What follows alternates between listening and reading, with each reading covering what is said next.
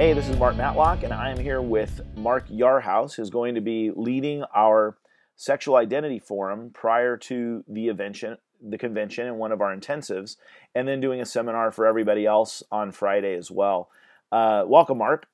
Hey, glad to be here. Appreciate it. Mark, tell everybody a little bit about what the Institute for Sexual Identity has done and some of the research that you've been a part of, how that'll relate to what we're going to be talking about in that pre-conference event. Yeah, the Institute actually, we're in our 10th year this year of conducting original research on sexual identity issues.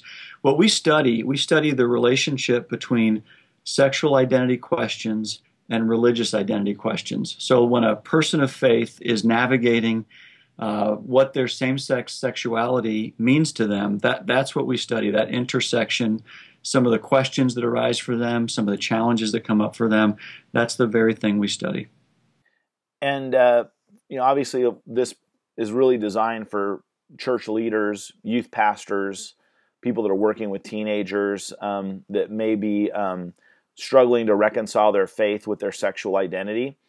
What are some of the common kind of myths or just ideas that we have about sexual identity in the church that sometimes keep us from really addressing or getting to the heart of issues? Yeah. First of all, I'd say every youth minister that I meet says they wish they knew more about this topic. Like they just feel like this is an area that they can't get enough resources to try to figure out what's the best way to be to minister in a meaningful way to young people. A couple of the myths that come up here have to do with probably two of the most common explanations people give for the cause of homosexuality, at least in more conservative churches, is that childhood sexual abuse or bad parent-child relationships causes homosexuality. And, just as an example, we're going to be talking about that. And I think those are the kinds of things that don't have as much research support as those proponents say that they have. And I think we need to talk about that as a church. So they may be sort of pet theories, but what do we really know about what contributes to same-sex sexuality?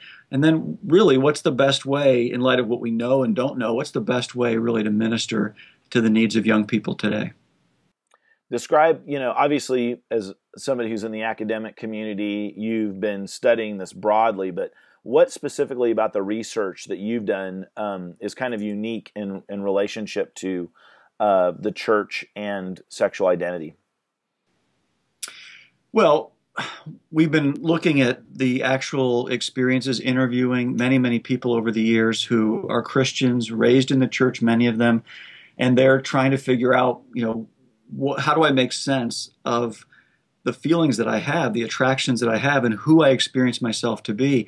How do I make sense of that in light of the faith I've been raised in? That intersection I talk about is a point of, for many, not all, a point of great conflict for them, and they're trying to figure out, how do I live faithfully before God in light of what I'm experiencing, in light of maybe the culture wars going on around me, people wanting to speak into my life and telling me this or that. The research we've done, documents the challenges that young people face, where they bump up against their local church and maybe people who mean well but are saying some pretty destructive things.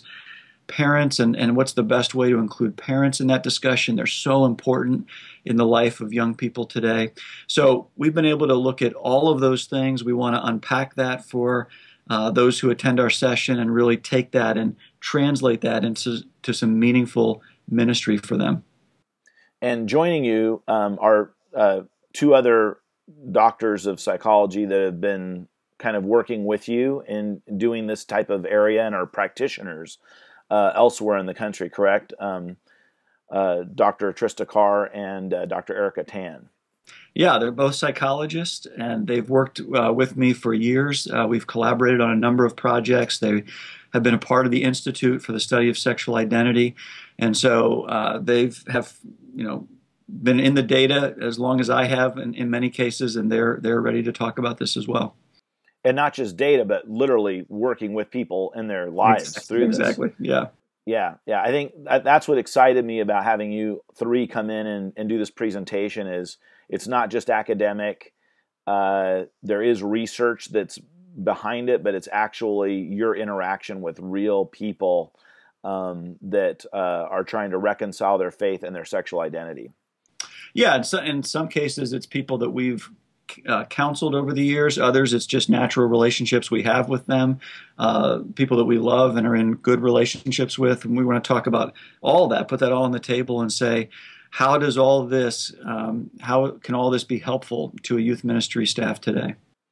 Now, you are teaching at a very conservative evangelical institution, and we have a very diverse group of people, many that come from conservative evangelical backgrounds, some that come from mainline backgrounds. How is your theological position? How does that kind of influence kind of what you're going to be talking about at the convention? Well, we're not really coming at this to get into the theological debates, as important as those are. There's a place for that, but our focus in this session is going to be how does the research, how can that inform ministry? We recognize the audience is going to be broad. There's going to be people with really coming from very different places, and we want to respect that and position them. How would you do ministry in your setting with what we know and some things that we're acknowledging we don't know? How does humility enter into this? How does our understanding of the actual experiences of young people enter into this? And how would that improve the ministry that you're doing on the front lines? Yeah, I know that even some people that I know that are attending gay affirming churches have said that with young people, there's still these issues of sexual identity that come into play as it relates to their religious faith, even when the community has come down in a certain position on that, that there's still things that they're dealing with in their lives, trying to reconcile their faith with their sexual identity, with the larger culture, things of that nature. Well, and sometimes I think we approach this like, this teen has got to be at this point on this issue, or I've somehow failed in ministry. I think we're going to encourage people to take a long view here, to realize that you have them in a season of their life that's important, but take a long view over the many years beyond your youth ministry into young adulthood, emerging adulthood, and so on and so forth.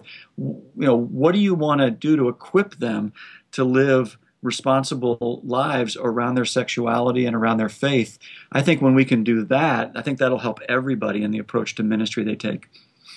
Well, Mark, I want to thank you so much for just taking a few minutes just to talk a little bit about the intensive and what's going to be covered there. I know that my interaction with you, reading the resources and the things that you've put out already, has really helped me expand and broaden my understanding of how to be more Christ-like in my understanding of issues of sexual identity, and I hope that we're able to really give some resources to everybody else. We also have a book coming out with you for youth workers, the Youth Workers Guide to Teens and Sexual Identity, that'll be coming out in September of 2013. So look for that on our website and at the convention as well. Mark, anything else you have for us? Any thoughts or insights as we say goodbye? Hey, I'm just really looking forward to it. It's going to be a great time. We have a lot of time together, and that time gives us an opportunity to really unpack some of the complexities. I think most of us realize when we care about young people today, you don't want to get caught up in the culture wars and caught up in the polarization and all that. I think we want to have a chance to dig deep and say, okay, how do we do this, and what do we need to know to move forward? And I think people are going to be really excited about what we can do together here. Yeah, I don't think there's any issue that I think youth pastors know is of prime importance to understanding how to help students follow and find Jesus, while they're trying to understand their sexual identity. It's a huge issue for today, and we're going to work you very hard. You're going to wish you'd never agreed to do this because they're not only doing the intensive, but he's going to do a seminar for the general convention on Friday, and then Thursday night as part of the intensive. You're going to do some Q&A interaction as well, and we really appreciate you being so available to help us all work through a lot of these different questions and things that we have related to the subject. So, well, thanks, Mark. And so no sightseeing, is that what you're saying? No sightseeing for you, no. All right, well, hey, hope you all will join us at NYWC and that you'll come in a day early and be a part of the pre-conference intensive. More information on that at nywc.com.